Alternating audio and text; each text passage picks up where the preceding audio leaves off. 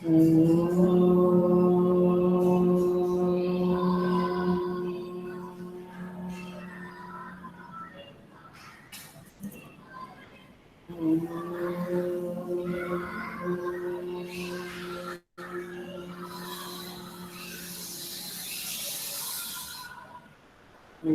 सहना भवतु सहनौ भुनक्तु सह वीर्यं करवावहै तेजस्विनावधीतमस्तु मा विद्विषावहै। ॐ शान्ति शान्ति शान्तिः। समस्तजनकल्याणे निरतं करुणामयं नमामि चिन्मयं देवं सद्गुरुं ब्रह्मविद्वरम्।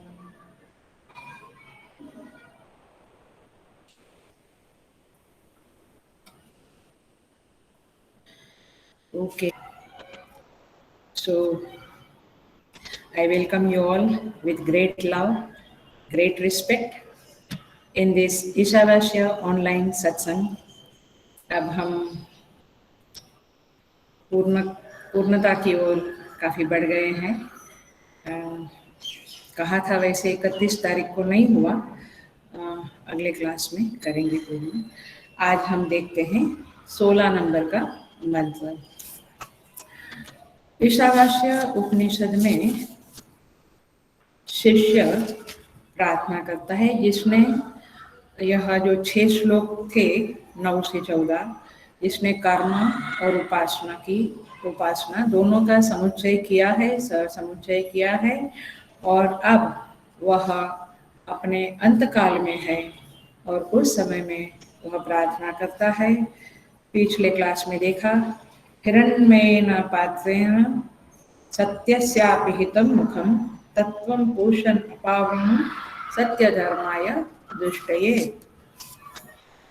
कहते हैं कि ये जो सूर्यदेव, मैंने बेसिकली याद रखना, सूर्यदेव को कहते हैं, सूर्य को देखकर कहते हैं, बट जो हिरण्यगर्भ है उसकी ओर संकेत है, क्योंकि सूर्यदेव तो उस हिरण्यगर्भ का आधिभौतिक रूप है। सो कहते हैं, आदित्य मंडलस्थ ब्रह्म का मुख ज्योतिर्मय पात्र से ढका हुआ है। हे भूषण, हे सूर्यदेव, मुझ सत्य धर्मा को आत्मा की उपलब्धि कराने के लिए, उस सगुण ब्रह्म का दर्शन कराने के लिए आप इस पात्र को उघाड़ दे, अपावृणु, उस पर्दे को दूर करें। ये मंत्र हमने पिछले क्लास में देखा था। आज का मंत्र है 16 नंबर का, जहाँ पे यह साधक फिर से सूर्यदेव को प्रार्थना करता है। एज इफ यहाँ ऐसा ध्वनित होता है कि जैसे सूर्यदेव के पीछे जो सगुण ब्रह्म है, उन्होंने उन्हें दर्शन दे दिया है उनकी प्रार्थना सुनकर। तो क्या बोलता है ये उपासक, देखिए। पूषण एकर से यम सूर्य प्राजापत्य कोमा व्यूह रश्मिन समूह तेजः कोमा यत्ते रूपम कल्याणतमं तत्ते पश्यामि कोमा यो असौ असौ पुरुषः सोहमस्मि। इस तरह से यहाँ पे कहते हैं, हे पोषण माने हे जगत पोषक सूर्य, हे एकद से माने एकाकी गमन करने वाले, हे यम, हे सूर्य, हे प्रजापति नंदन, आप अपनी किरणों को, व्यूह रश्मिन समूह माने आप अपनी किरणों को समेट ले, आप अपने तेज को समेट ले। आपका जो अत्यंत कल्याणतम रूप है उसे अब मैं देखता हूँ और मैं महसूस करता हूँ, अनुभव करता हूँ कि वह जो आदित्य मंडलस्थ पुरुष है वही मैं हूँ, माने उसे सोहमस्मि, ऐसा यह साधक उपासक बोलता है। तो देखते हैं इस मंत्र को। बहुत प्यारा मंत्र है, प्यारी प्रार्थना है, देखेंगे हम कैसे वो कहते हैं। तो यह साधक, यह उपासक जो फलश्रुति बताई थी, विद्यया अमृतम अश्नुते, विद्या के द्वारा माने उपासना के द्वारा अमृतम का अर्थ था देवात्म भावम, देवात्म भाव गमनम। यह जो फलश्रुति थी, इस फलश्रुति को इस उपासक ने प्राप्त कर लिया है। अब वो देवात्म भाव में चला गया है। और कैसा साधक है वह, कैसा उपासक है, कैसी उपासना उसने की? उसने पहले तो सत्कर्म को धारण किया, बहुत सत्कर्म किए, और फिर उसकी चित्त भूमि निरंतर सगुण ब्रह्म की शरण में रहती थी। ये प्रार्थना हमें अंतकाल में फूटनी है, प्रस्फुलित होनी है हमारी वाणी से। तो देखो क्या क्या उसकी योग्यता थी। सतत वह सगुण ब्रह्म के शरण में रहते थे, उनकी स्मृति में परमेश्वर थे, हिरण्यगर्भ थे, उनके भरोसे में वह जीवन जी रहा था। ऐसा उपासक अंतकाल प्राप्त होने पर प्रभु के देदीप्यमान जो प्रतीक है, आलंबन है, विग्रह है, उसकी ओर उन्मुख होकर प्रार्थना करता है कि यह जो आपकी महिमा है उसे हटा दो, और फिर वह उस परमेश्वर को देख लेता है, अनुभव करता है और वह पा लेता है कि वह ब्रह्म मैं ही हूँ। देखिए फिर से एक उपासना का एक हल्का सा मैंने जरा सा अपन क्लैरिफिकेशन कर लेंगे, थोड़ा सा चित्त में उभार देंगे उपासना के बारे में। उपासना क्या है? तो उपासना आलंबन युक्त परमेश्वर का चिंतन है, स्मरण है। आलंबन इज अ मस्ट इन उपासना। तो उपासना में आलंबन का महत्व है, लेकिन वह शास्त्र सम्मत भी होना बहुत जरूरी है। जैसे शालिग्राम में विष्णु की ही भावना आप कर सकते हैं और शिवलिंग में शंकर जी की ही भावना आप कर सकते हैं। You can not do by yourself. अपने मन से कुछ आलंबन लिया और कुछ भावना किया, ऐसे नहीं होता है। कर्म मीमांसा में मैंने वेदों में सारी बातें स्पष्ट बताई हुई है, और इस तरह से जैसे बताया है वैसे साधना करनी चाहिए, उपासना करनी चाहिए। वहाँ पर वेदों में पृथ्वी, आकाश, जल, वायु, अग्नि, ये पंच महाभूतों की भी उपासना, सूर्य चंद्र की भी उपासना बताई है। और इस तरह से माने ये जो प्रकृति के तत्व है, वृक्ष वगैरह, समुद्र, वृक्ष, पर्वत, ये सब की, जैसे हम लोग गिरिराज धरण की आराधना करते हैं, परिक्रमण करते हैं, तो इस तरह से झूलेलाल वाले समुद्र की आराधना करते हैं। ऐसे काफी लोग, आर्य समाजी लोग अग्नि की, पारसी लोग अग्नि की उपासना करते हैं। इस्लाम में पत्थर है काबा मक्का का, ईसाई में क्रॉस है। माने इस तरह से कोई ना कोई आलम्बन लेकर उनके उनके धर्म में जैसा बताया वैसा वे करते हैं। बट हम वेदों में जो बताया है उसके मुताबिक अभी आधुनिक काल में हम श्री राम, श्री कृष्ण वगैरह की उपासना करते हैं। बट ये उपासनाएं आलम्बन सहित होती है, ये एकदम पक्का करना।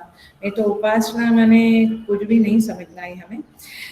इन शॉर्ट में कहूँ तो ये जो आलंबन है माने प्रतीक है, वह अमूर्त को मूर्त करने का साधन है, उपाय है। आलंबन माने क्या? प्रतीक। प्रतीक माने एक सिंबोलिज्म, एक सिंबल। और प्रतीक क्या होता है? फिर से सुनिए।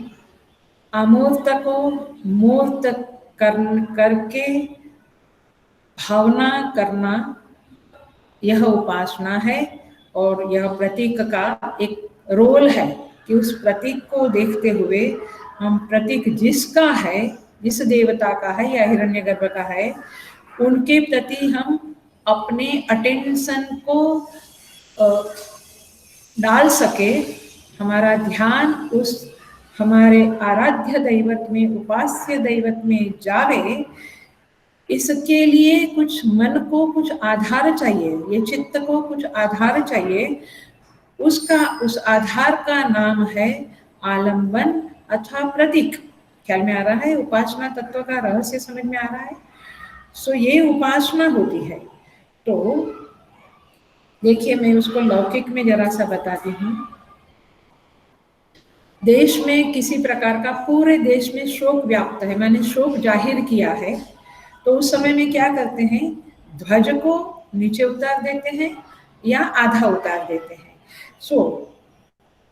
तो क्या हुआ, ये प्रतीक के द्वारा राष्ट्र में शोक है ये बताया, मतलब कि ये सारे देशों में होता है। इसका मतलब ये है कि सारे देश मूर्ति पूजक है, आलम्बन पूजक है, प्रतीक पूजक है। इसीलिए मूर्ति पूजा या ये जो चीजें हैं उसमें कोई कंफ्यूजन न होवे, क्योंकि ये एक आलम्बन है, एक प्रतीक है, एक सहारा है। इसलिए सब लोग वैसे देखा जाए तो मूर्ति पूजक ये घर में फोटो रखते हैं और कोई ना कोई कुछ ना कुछ तत्व के साथ तो जुड़ा रहता है। तो मूर्ति पूजा के रहस्य को जानना बहुत जरूरी होता है। वह जो राष्ट्रध्वज है वो कोई भी कपड़ा नहीं होता है, ध्यान देना, मैं उपासना के ऊपर ही बोल रही हूँ थोड़ा सा, अभी कंफ्यूजन कर रहे हैं हम लोग। तो ये राष्ट्रध्वज जो होता है वो कोई भी कपड़ा, कुछ भी रंग ऐसा नहीं होता है। संविधान की सम्मति से राष्ट्रध्वज बनता है। हेलो, संविधान की सम्मति से राष्ट्रध्वज बनता है और उस राष्ट्रध्वज को हम सलाम भरते हैं, माने कि हम उसको रिस्पेक्ट करते हैं, उसके प्रति भक्ति करते हैं, उसका वंदन करते हैं, उसको उसके प्रति हमारा एक भावना होता है कि ये देश, ये मेरा राष्ट्र का सिंबल है। इसलिए वहां पे क्या शब्द आएगा, संविधानम आलंबनम गृहीत्वा, इतना संस्कृत को आपको आता ही है। संविधानम आलंबन गृहीत्वा ध्वज का सिंबल बना। उसी तरह से यथा शास्त्र आलंबनम गृहीत्वा मूर्ति पूजाओं का सिंबल बनता है। ख्याल में आ रहा है आपको? जैसे राष्ट्रध्वज क्या है, देश का संविधान की सम्मति से बना हुआ है, वो एक प्रतीक है। वैसे मूर्ति पूजा, मूर्तियां क्या है, शास्त्र आलंबनम गृहीत्वा मूर्ति होती है। तो इसलिए भगवान को हम नमन करें, वंदन करें, परमेश्वर को याद करने के लिए ये प्रतीक होते हैं। इसलिए बिल्कुल उसमें अश्रद्धा या कम श्रद्धा नहीं करना, ये बहुत बड़ा सशक्त आलंबन होता है।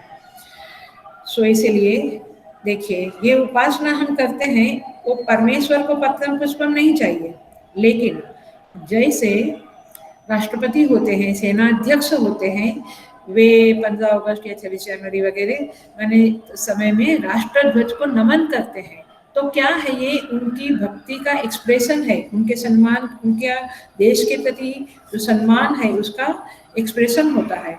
तो इसीलिए ये उनकी भावना सिद्ध होती है। वैसे ही हम जो परमात्मा की मूर्ति जो बनाते हैं, आलंबन जो रखते हैं, उसके प्रति जो नमन करते, भेंट चढ़ाते, पूजा करते, ये हमारी वो मूर्ति के प्रति नहीं, बट मूर्ति के जरिए जिस उपास्य दैवत की हम आराधना करते हैं उनके प्रति हमारी श्रद्धा और भक्ति सिद्ध होती है, हमारी भावना सिद्ध होती है, हमारी भावना सशक्त होती है, शुद्ध होती है। कई लोग कहते हैं सूर्य को पानी चढ़ाने से, अर्घ्य चढ़ाने से क्या फायदा, सूर्य इधर है, हम इधर है, क्या लॉजिक है? भैया आप जानते नहीं है, लॉजिक यही है, रहस्य यही है कि आप सूर्य देव को देखते हुए उसके जो अधिदेव है हिरण्यगर्भ, उनको याद करते हो। दिन भर संसार की स्मृति होती है, तो ये क्रियाएं, ये कर्मकांड आपके चित्त में कुछ हायर की, कुछ नॉबलर की, कुछ परमात्मा की, देवता की याद, स्मृति दिलाते हैं। इसे वैसे तो नहीं आएगी स्मृति, इसलिए ये क्रियाओं के द्वारा वह स्मृति मिलती है हमें, और उस स्मृति से हमारी चित्त शुद्धि होती है।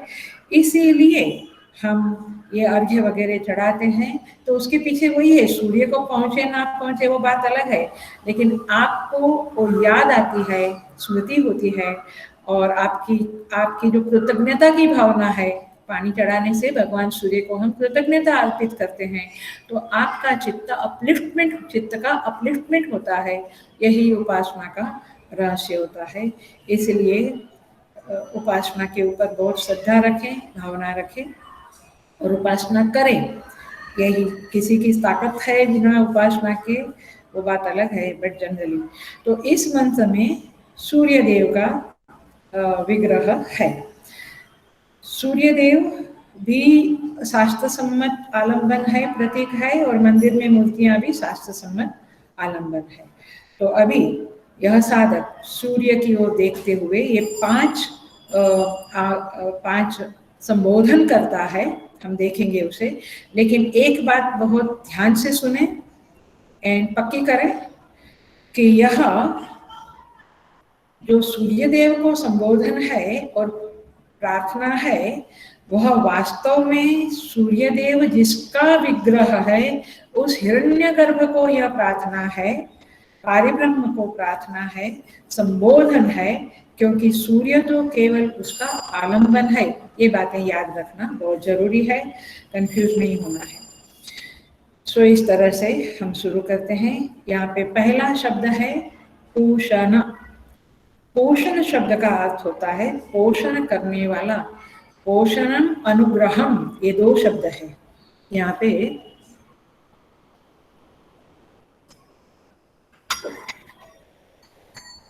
पोषण माने सूर्यदेव, लेकिन क्यों उनका नाम पड़ा पोषणम अनुग्रहम। अनुग्रह शब्द का अर्थ भी जरा समझ ले। अनुग्रह, ग्रह माने पकड़ना और अनु माने पीछे। माने अनुग्रह शब्द के अंदर क्या अभिप्राय है कि परमात्मा हमें पीछे से सपोर्ट किए हुए हैं, उनका आलंबन हमें है, वे हमें गिरने नहीं देंगे, इसका मतलब है अनुग्रह है। समझ में आता है? सो अनुग्रह तो सूर्य भगवान अनुग्रह करने वाले हैं और पोषण करने वाले हैं। पोषण माने पोषणम, पोषणम अनुग्रहम, ये दो अर्थ होता है। सो जगत का पोषण करने वाले हैं। पृथ्वी की ऊर्जा का एकमात्र स्रोत सूर्य भगवान है। पृथ्वी के बारे में यदि सोचे तो तापमान के द्वारा सृष्टि का संचालन सूर्यदेव करते हैं।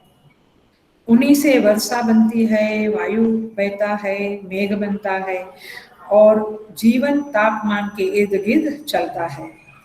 तापमान के अनुसार खेती होती है, फल फूल वृक्ष वनस्पति होते हैं, मनुष्य का जीवन उसके मुताबिक चलता है।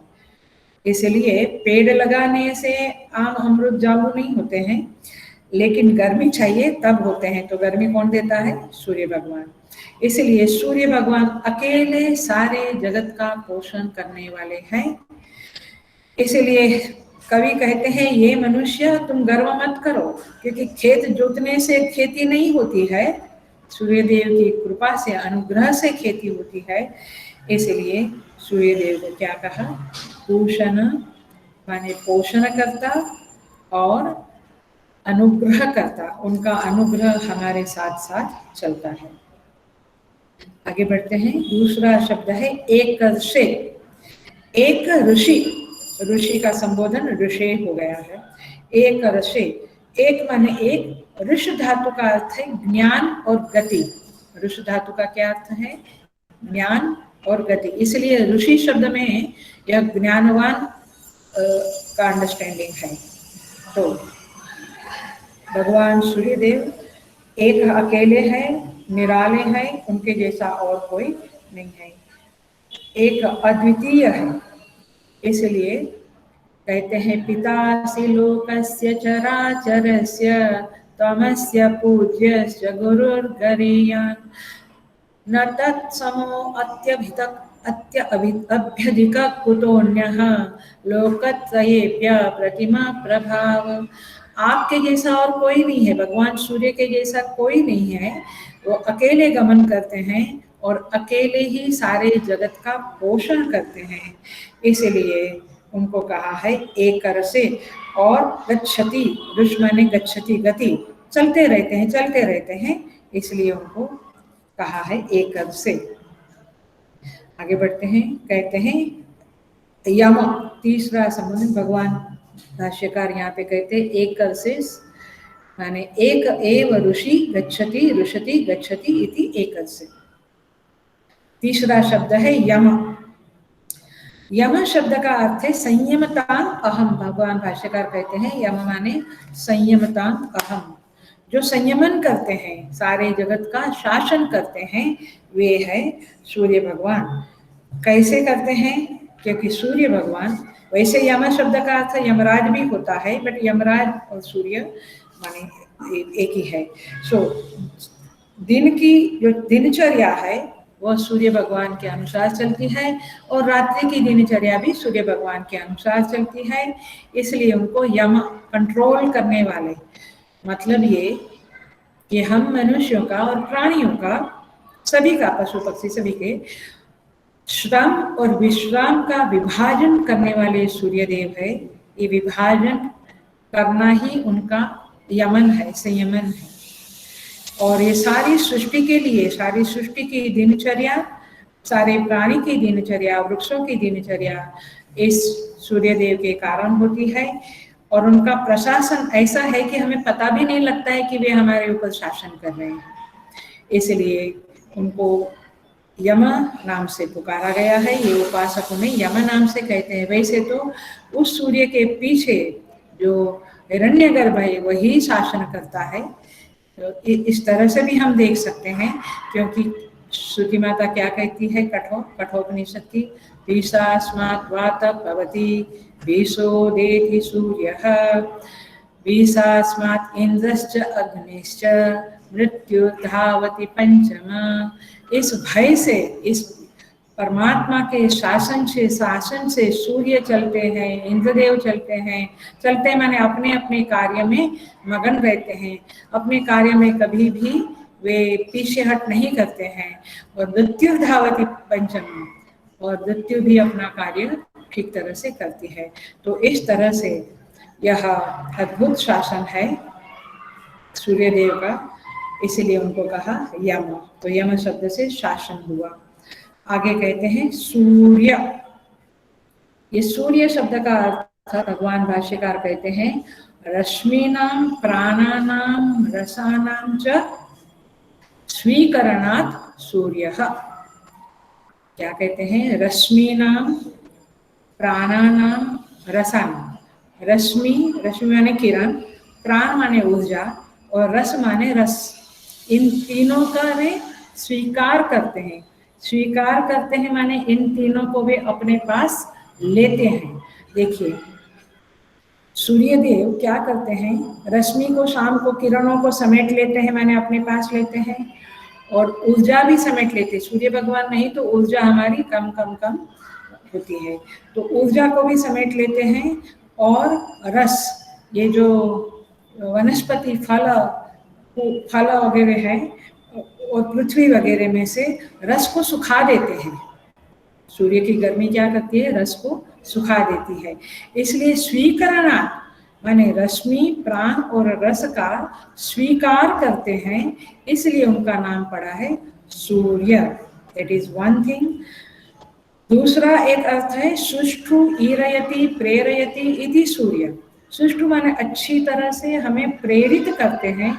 यस, हमें काम करने के लिए, एक्टिव रहने के लिए, कर्म करने के लिए प्रेरित करते हैं। क्योंकि सूर्य देव उगते हैं तो हम लोग काम में लग जाते हैं। जैसे सूर्य देव ढलते हैं हम काम करना छोड़ते हैं, माने बंद करते हैं। तो इस तरह से सूर्य देव प्राणी में चेतनता लाते हैं, प्राणी में प्रवृत्ति कराते हैं, इसलिए उनका नाम पड़ा सूर्य। आगे बढ़ते हैं। पांचवा संबोधन है प्राजापत्य। प्राजापत्य का अर्थ होता है प्रजापते है अपत्यम प्राजापत्य। भगवान भाष्यकार कहते हैं प्रजापति के पुत्र को प्राजापत्य कहते हैं। देखिए प्रजापति कौन है? ब्रह्मा जी। और उनके पुत्र कौन है?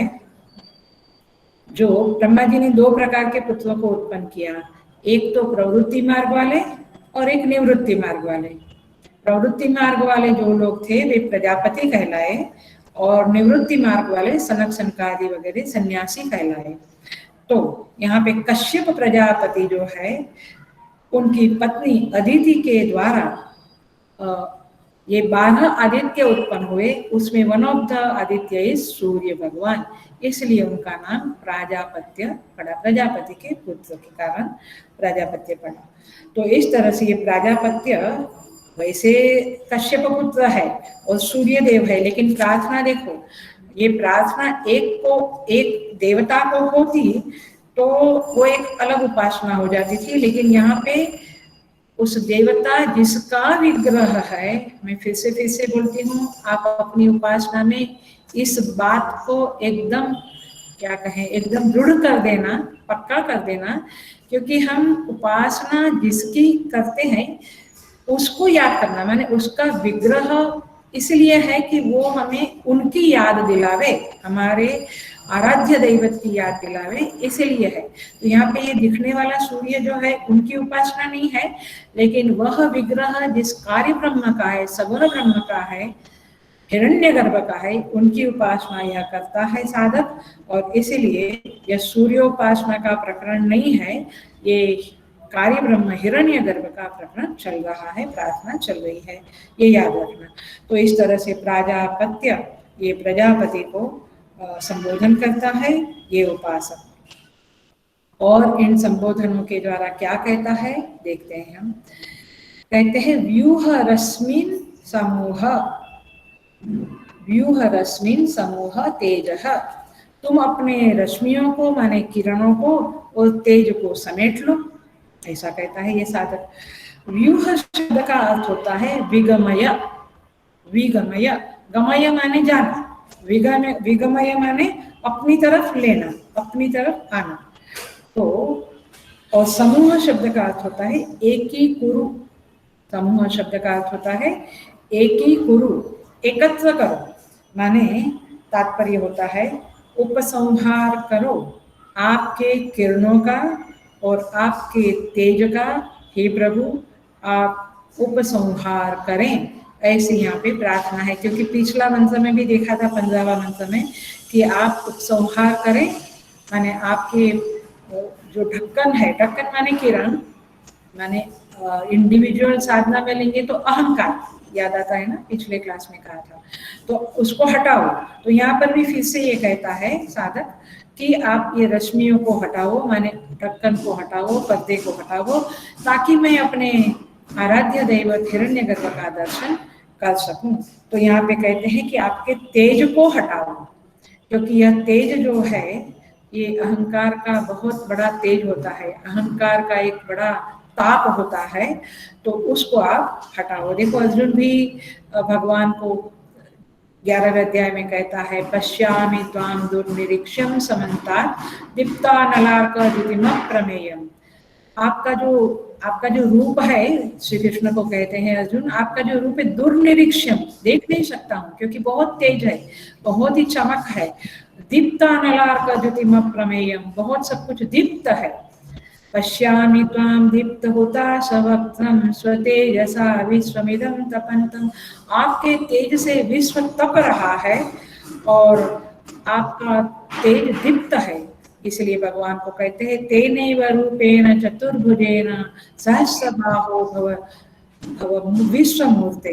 तो इस तरह से अर्जुन भी प्रार्थना करते हैं वहां पे। तो परमात्मा का तेज बहुत होता है और उस तेज को सहन करने की साधक में ताकत माने कैपेसिटी होनी चाहिए, सामर्थ्य होना चाहिए, और वह सामर्थ्य उपासना के द्वारा इस साधक ने, यहाँ पे जो प्रार्थना कर रहे हैं उस साधक ने उस सामर्थ्य को अर्जित किया है, इसलिए वह ऐसी प्रार्थना करता है कि आप हटाओ ताकि मैं आपको देख सकूं। तो इस तरह से यहाँ पे ये प्रार्थना करते हैं। आगे बढ़ते हैं हम। कहते हैं यत्ते तव रूपम कल्याणतमं तत्ते अहम पश्यामि, आपका जो कल्याण में रूप है उसे मैं देख रहा हूँ। क्या कहता है, आपके कल्याण में रूप को मैं देख रहा हूँ। अब ये साधक के ऊपर परमेश्वर कृपा करते हैं। लेकिन देखो ये यहाँ पे एक क्या कहेंगे, थोड़ा सूक्ष्म बिंदु है, एक उपासना की एक समझ है, ये जरूर आप ध्यान से सुने। यहाँ पे कहते हैं आपकी कृपा से यत्ते रूपम कल्याणतमं तत्ते अहम पश्यामि, आपका जो कल्याण में रूप है वो हमें देख रहा हूं। अब देखिए भाष्यकार ने बहुत अच्छी मदद की है। वे कहते हैं अत्यंत शोभनम तव रूपम किम आपका रूप कैसा है? अत्यंत शोभनम तत्ते तव आत्मनः प्रसादात् पश्यति, वह आपकी कृपा से बाहर और अंदर आत्मदेव की कृपा से मैं आपको देख रहा हूँ। इसका अंडरस्टैंडिंग क्या करेंगे हम, कैसे इसको खोलेंगे? इसका अर्थ ये है कि प्रार्थना हम जरूर कर सकते हैं, उसकी स्वतंत्रता हमें है, लेकिन यह प्रार्थना का उद्यम करके हम परमात्मा को देख ले, ये संभव नहीं है। भाष्यकार का एक शब्द हमें कितनी बड़ी कितने बड़े रहस्य को खोल देता है। आप देखिए, भाष्यकार कहते हैं तत्ते तव आत्मनः प्रसादात् पश्यामि, वह मैं आपकी कृपा से देख रहा हूँ।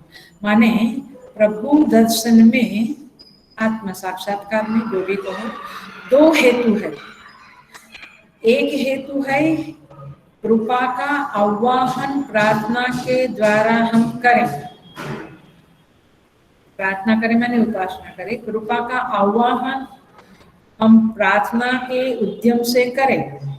लेकिन प्रार्थना आपका उद्यम है, लेकिन कृपा उनका प्रसाद है। उनकी कृपा प्रसाद के बिना हमारी प्रार्थना को फलीभूत होने की संभावना नहीं है। यह बात यहाँ पे करते हैं। इसलिए शरणागति जो है ना, वो वही है कि कृपा की याचना।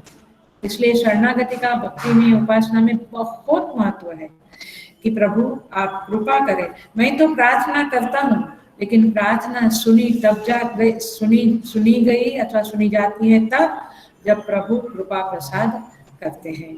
तो इसीलिए यह साधक इस तरह से भगवान को प्रार्थना करता है और कहता है आपके रूप को, कल्याणतमम रूप को, अत्यंत शोभनम रूप को मैं देखता हूँ। भाष्यकार कहते हैं किंच अहम न तु त्वां भृत्यवत याचे, मैं आपके सामने अब भृत्यवत सेवक की तरह नहीं हूँ प्रभु।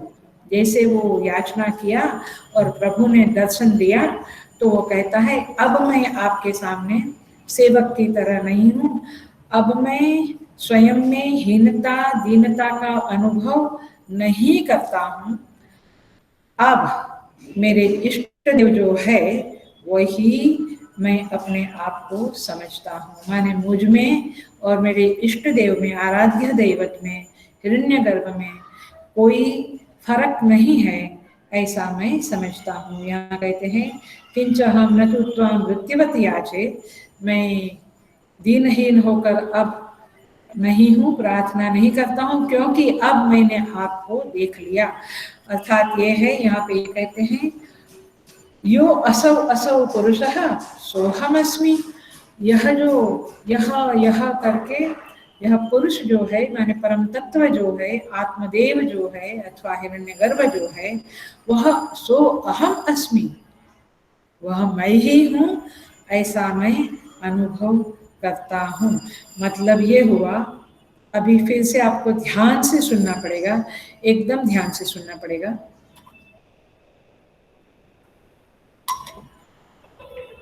यहाँ पे कहते हैं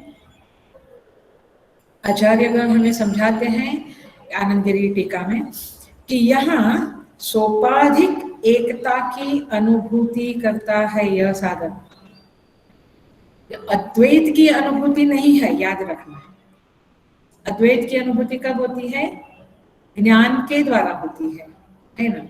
ज्ञान है माने ज्ञान हुआ तो अद्वैत की अनुभूति है। लेकिन यहाँ पे कैसी है? सोपाधिक एकता की अनुभूति, माने मैं उपासक हूँ और वे मेरे उपास्य है, ये भेद नहीं रहा, सोपाधिक एकता हो गई, निरुपाधिक एकता नहीं है। इसलिए इष्ट के विग्रह में जिसे मैं महसूस करता था, फिर से बोलती हूँ, इष्ट के विग्रह में जिसको मैं महसूस करता था, वह मेरे भीतर भी अहम के रूप में, शुद्ध अहम के रूप में उसे महसूस करता हूँ। ख्याल में आ रहा है? मतलब ये हुआ कि मुझ में और उपास्य दैवत में सोपाधिक एकता हुई। इसका एक सिंपल एग्जाम्पल मैं देती हूँ, देखिए मजेदार है, मैंने कि आपको क्लिक होने वाला है। हम मंदिर में दर्शन को जाते हैं, दर्शन करने को जाते हैं, तो क्या करते हैं, पहले भगवान को देखते हैं, फिर लगभग लगभग सब लोग आंखें बंद कर लेते हैं, और आंखें बंद कर लेते हैं, बराबर है। तो शरीर कहाँ है, विग्रह के सामने, मूर्ति के सामने है, और मैं जो बोलता हूँ, मैं जो प्रार्थना करता हूँ, बात करता हूँ, वो अंतर्यामी से करता हूँ, अंदर ही बोलता हूँ ना मैं। तो तात्पर्य ये हुआ कि अंदर वाला और बाहर वाला एक ही है, लेकिन आज तक मुझे पता नहीं चला, मैंने अपनी आइडेंटिटी अलग करके रखी थी, एक परिचिन्न आइडेंटिटी में मैं जी रहा था। लेकिन उपासना के बल से मुझे जो अंतर्यामी है, माने वह मेरा ही रूप है, वो ईश्वर रूपेण है। माने हमारा मुंडकोपनिषद कहता है द्वा सुपर्णा सयोजा सखाया, तो एक परमेश्वर है और एक जीवात्मा है, दोनों अंदर है। ईश्वर जो है वो बिंब रूपेण है, जीवात्मा जो है वो प्रतिबिंब रूपेण है। आज तक मैं अपने को प्रतिबिंब समझता था, इसलिए अपनी आइडेंटिटी अलग रखता था, लेकिन अब मैं बिंब और प्रतिबिंब एक हो गए। तात्पर्य यह है कि मेरा अंतर्यामी देव आत्मदेव और बाहर जो हिरण्यगर्भ है वो एक है, ऐसा मैं अनुभव करता हूँ। सो इस तरह से देखिए, ये इसको भक्ति की भाषा में सायुज्य भाव कहते हैं। क्या कहते हैं, सायुज्य भाव कहते हैं। माने दोनों में उपासक उपास्य का भाव न होकर एकात्म भाव है, तादात्म्य भाव है, अद्वैत नहीं है। ये थोड़ा सूक्ष्म एरिया है, आपको मंथन चिंतन करना पड़ेगा। सो यहाँ पे कहते हैं कि सोहम अस्मि सोहम अस्मि, असौ असौ, यो असौ असौ, वह जो है वह मैं ही हूँ। इसका अर्थ ये होता है कि सूर्य, इसमें यहाँ पे 2 बार बोला है, 2 बार बोलने का अर्थ क्या होता है, सूर्य मंडलस्थ पुरुष हिरण्यगर्भ जो है वह, अब मुझे ध्यान से सुनना फिर से, ऐसे लगता है कि उपासना तो इजी है, ठीक है, लेकिन ये भी समझने वाली बातें होती है यहाँ पर भी। तो हिरण्यगर्भ यो असौ असौ, वह ऐसा 2 बार बोला। इसका अर्थ है कि एक तो हिरण्यगर्भ और दूसरा प्रत्येक नाम रूप में भासमान जो पुरुष है, कीट पतंग पृथ्वी जल वायु अग्नि वृक्ष लता मनुष्य प्राणी, सब में भासमान वह पुरुष है, वह मैं हूँ, ऐसा इस साधक ने अब अनुभव कर लिया। आपको ख्याल में आ रहा है, ईशावास्यम इदगम सर्वम, उसकी एक लेवल पे, not exactly like that, but एक उपासना के लेवल पे इस साधक ने, क्योंकि मैंने तभी भी कहा था कि ईशावास्यम इदगम सर्वम उपासना दृष्टि से भी हम सिद्ध कर सकते हैं साधना में, और ज्ञान दृष्टि से भी सिद्ध कर सकते हैं। तो यहाँ पे इस मंत्र में साधक ने उपासना दृष्टि से उस ईशावास्यम की दृष्टि को सिद्ध कर लिया है, ये बात यहाँ पे कहते हैं। मतलब ये हुआ, जैसे देखो हम कहते हैं घर घर में गीता, अभी होली गीता के बुक का बहुत बड़ा प्रोजेक्ट, भगवान की बहुत बड़ी कृपा मैं समझती हूँ कि होली गीता का ये प्रोजेक्ट बाहर आया है, उसके बारे में हमें सूचना आज ही मेल आया है। घर घर में होली गीता होनी चाहिए, ऐसा स्वामी जी का संकल्प है, और हम सब जरूर, मैं इस ईशावास्य सत्संग के बहाने सबको कहूँगी कि सब इसमें जरूर योगदान देना। तो जैसे घर घर में गीता, वैसे वह पुरुष, मतलब ये कि सर्व उपाधि में सर्व नाम रूप में वास करने वाले परमात्मा और हिरण्यगर्भ और आदित्य मंडलस्थ हिरण्यगर्भ मैं ही हूँ, ऐसा यह साधक अब अनुभव करने लगा है। व्हाट अ ब्यूटीफुल डेथ, माने अंत काल का ये कितना बड़ा गिफ्ट है, उपहार है परमात्मा की तरफ से इस साधक को। सो इस तरह से यहाँ पे कहते हैं, एक शब्द रह गया है, इसको देखते हैं। पुरुषः माने यहाँ कहते हैं यो असौ असौ पुरुषः सो अहम अस्मि, यह पुरुष मैं हूँ। अब देखिए भाष्यकार ने 3 अर्थ दिए हैं, हम देखते हैं उसे। पहला अर्थ भाष्यकार ने दिया है आदित्य यो असौ आदित्य मंडलस्थ व्याहृति अवयवः पुरुषः पुरुषाकारत्वात् कोमा, यहाँ पे कोमा करना है, ये भाष्य से पढ़ रही हूँ। मतलब कि पुरुषाकार मतलब पुरुष सूक्त में जो कहा है सहस्र शीर्षा पुरुषः सहस्राक्ष सहस्रपात, 1000 उनके हाथ, अनंत 1000 माने अनंत हाथ है, अनंत पैर है। तो माने यहाँ पे बृहदारण्यक उपनिषद में कहते हैं, भाष्य में ही नीचे टिप्पणी में लिखा है तस्य भूरिति शिरः भो इति बाहुः सुवरिति प्रतिष्ठा। यह भू उसका सिर है, भुव उसकी भुजाएं है और सुह उसकी चरण है। तो भू भुव सुह माने पृथ्वी अंतरिक्ष स्वर्ग। तो इस तरह से ये प्रत्यक्ष दिखने वाले तत्वों को विग्रह बनाकर हम उस पुरुष की, उस परमात्मा जो विराट पुरुष है उसकी आराधना करें, उसका स्मरण करें। इसलिए ये इस तरह की साधनाएं उपासनाएं सारे उपनिषद में, तैत्तरीय उपनिषद में तो बहुत साधनाएं दी है, बहुत उपासनाएं दी है।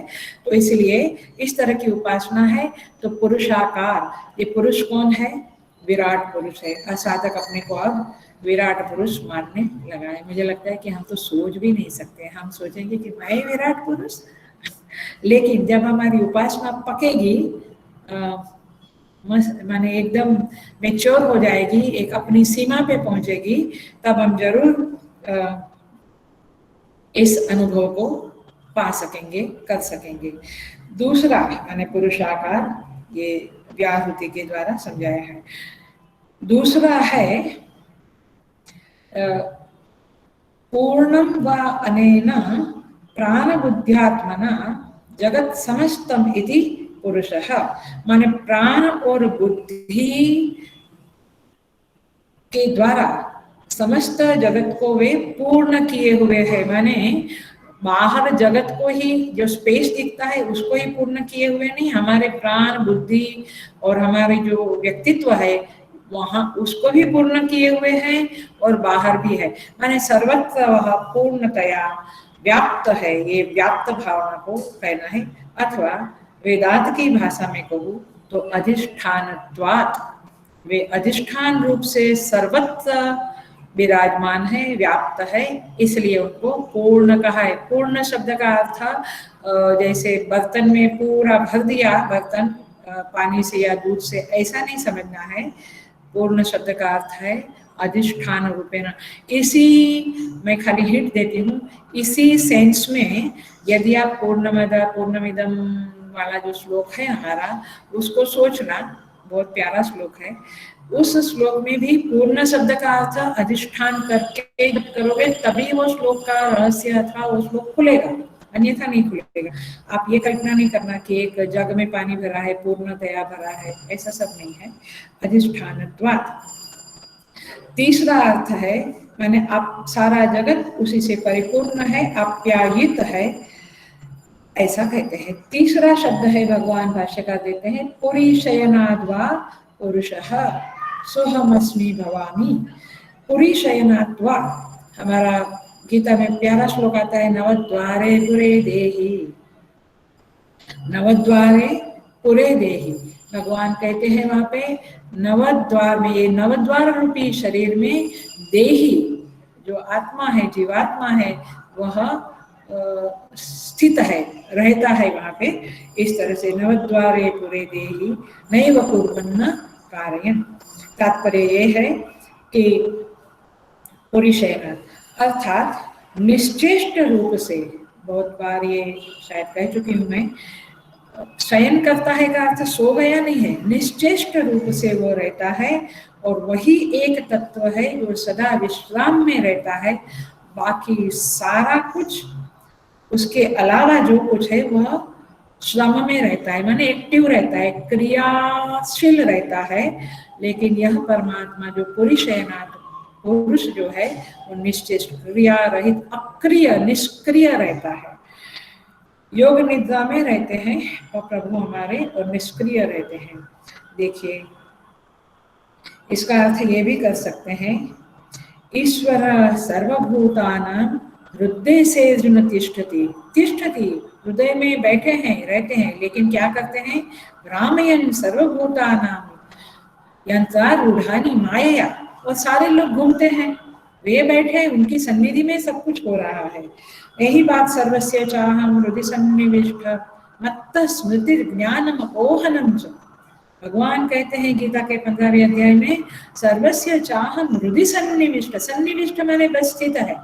मत्त स्मृति ज्ञानम अपोहनम च, मेरे द्वारा ही माने मेरे कारण ही स्मृति होती है। माने स्मृति का हेतु, ये बहुत गहरा विषय है।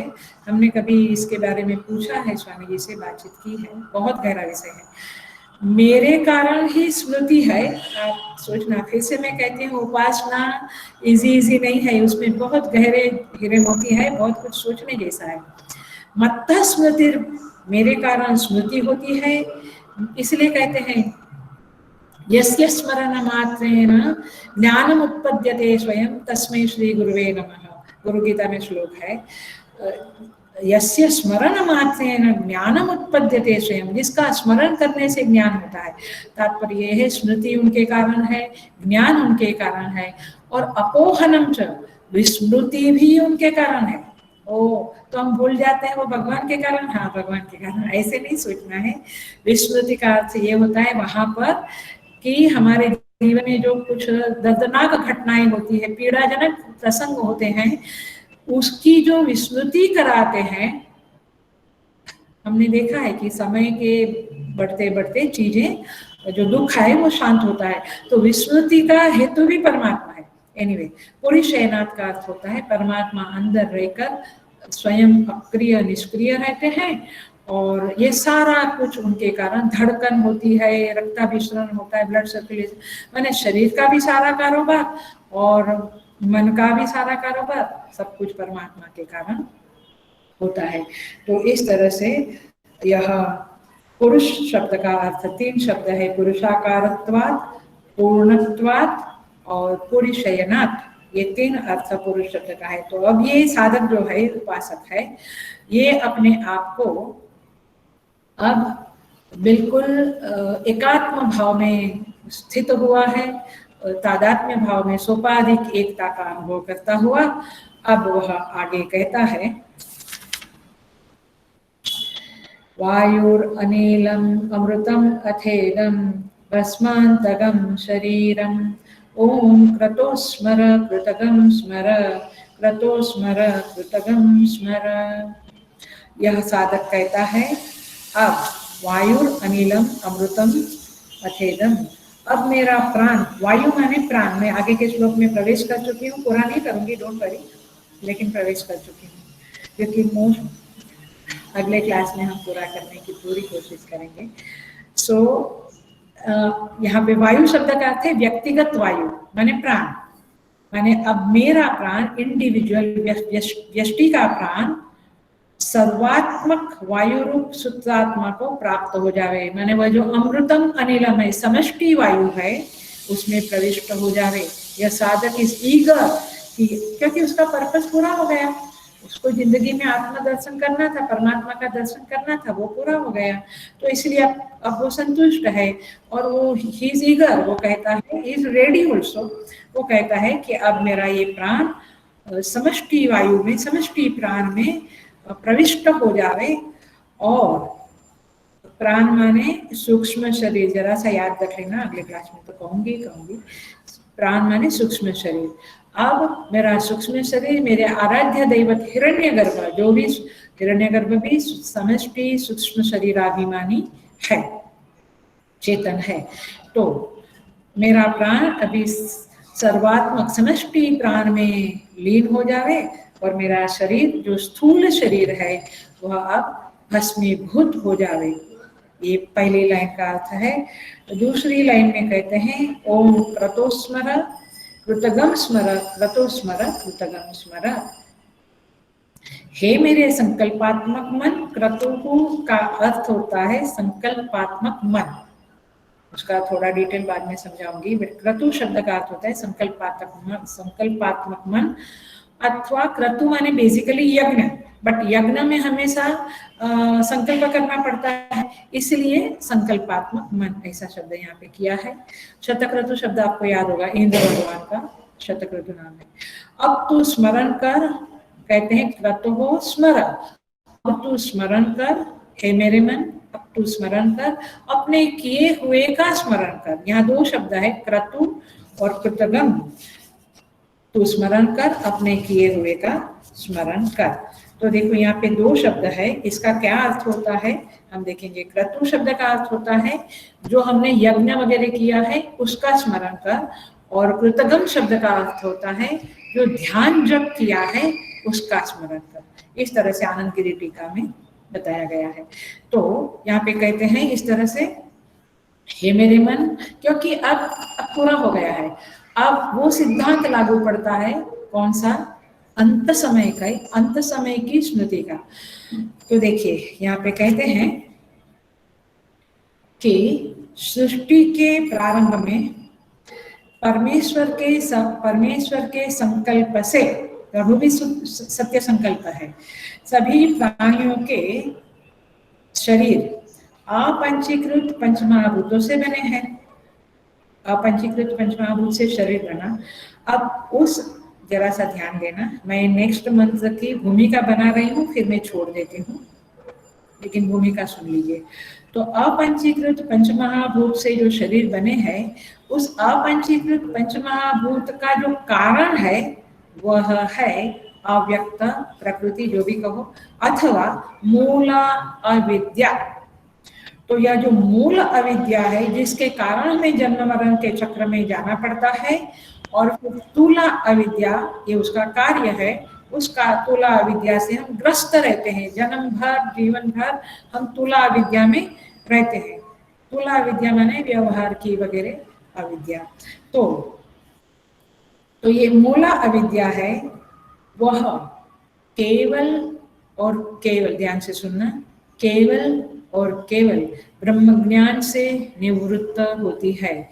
मतलब ये जो प्राण, समष्टि प्राण में मिलना है वो उपास्य की एकता है, बट ब्रह्म ज्ञान से ही सूक्ष्म शरीर का विच्छेद हो जाता है, माने सूक्ष्म शरीर की मृत्यु हो जाती है, समझ लो, वो खत्म हो जाती है, निवृत्त हो जाता है, कर्म और उपासना से नहीं।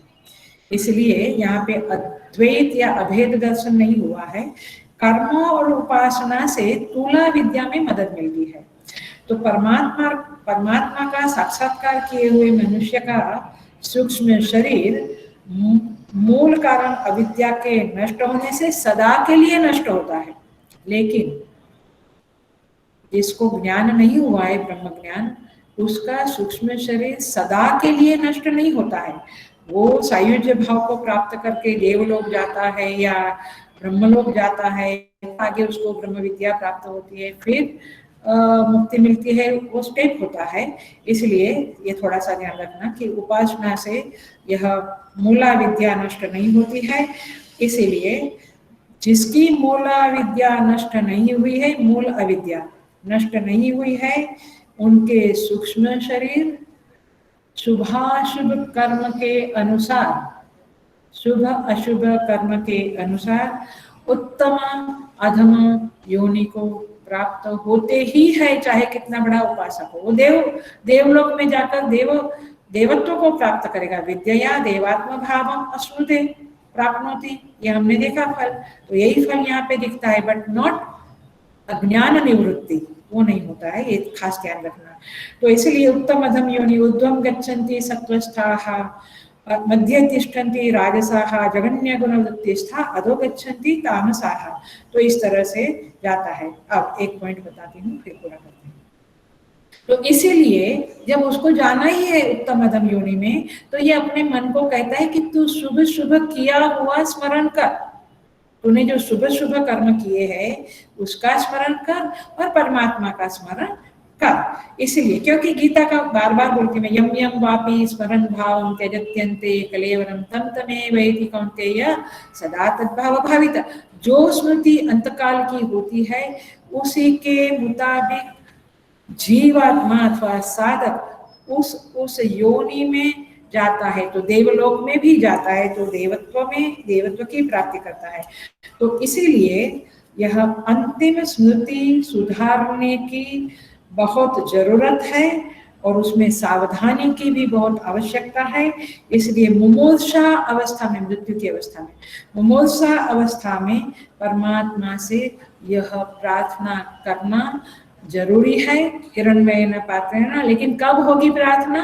जब अपने मन को ये साधक कहेगा, हे संकल्पात्मक मन, तू परमात्मा का स्मरण कर, तेरे किए हुए शुभ कर्मों का स्मरण कर। जब ये स्मृतियां ऊपर आएगी तो उस शुभ कर्मों के कारण जो गति मिलनी है जीव को, साधक को, वो गति को साधक उपासक प्राप्त करेगा। परमेश्वर की याद आती है तो ब्रह्मलोक इत्यादि में जाएगा, तो इस तरह से और उनको प्राप्त करेगा। यह अपेक्षिक अमरता है, ये टोटल जन्म मृत्यु रहित होने की अवस्था नहीं है, ये ख्याल में रखना। तो इस तरह से यह साधक कहता है मेरा शरीर भस्म हो, स्थूल शरीर भस्म हो जाए ना, he doesn't want, he is not having any attachment with the body. तो मेरा स्थूल शरीर भस्मभूत हो जाए, मेरा सूक्ष्म शरीर समष्टि प्राण में लीन हो जाए। मैंने मिलन का कितना उत्कट एक्सप्रेशन है, लेकिन मिलन तब होता है जब अहम गलित होता है। मैं थोड़ा फास्ट बोल रही हूँ लेकिन पकड़ लेना। मिलन तब होता है जब अहम गलित होता है, अहंकार गलित होता है, तो गलित अहम का ही प्रमाण, माने मिलन की अवस्था गलित अहम का प्रमाण होती है। तो इसीलिए इस अवस्था में ये साधक पहुंच गया है और आगे के मंत्र में हम देखेंगे कि किस तरह से वह शरीर छोड़ता है और कैसे वह आगे जाता है। यहाँ पे हम पूरा करते हैं, लेकिन आप कोई छोड़ना नहीं। एक अनाउंसमेंट है, मैं पूर्णमद तो बोल लेती हूँ, बाद में एक अनाउंसमेंट है, आप जरूर सुनिएगा। लीव नहीं करना, मीटिंग लीव नहीं करना। ओम पूर्णमद पूर्णमिदं पूर्णात् पूर्णमुदच्यते पूर्णस्य पूर्णमादाय पूर्णमेवावशिष्यते। ओम शांति शांति शांति। हरि ओम। श्री गुरुभ्यो नमः। हरि ओम।